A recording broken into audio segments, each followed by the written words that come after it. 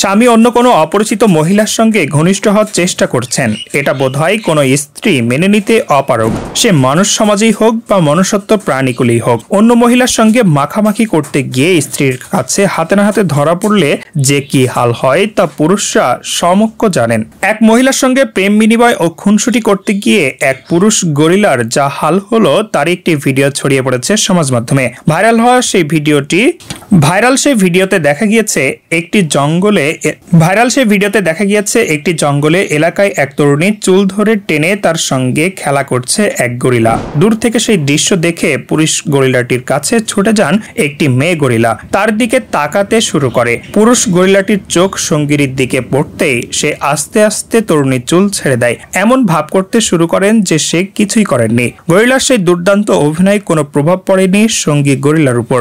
সে কাছে আসে এবং পুরুষটির চুল ধরে তাকে মারতে শুরু করে। মাটিতে ফেলে লাথি ও ঘুষি মারতে থাকে মেয়ে গরিলাটি। সেই পুরো সময়টাই পুরুষ গরিলার নীরবে মার খাওয়া থেকে নিজেকে বাঁচানোর চেষ্টা করে। দেখে মনে হয় যেন তার চুরি ধরা পড়েছে, ফলে সে এখন লজ্জায় মুখ লুকাতে চায়।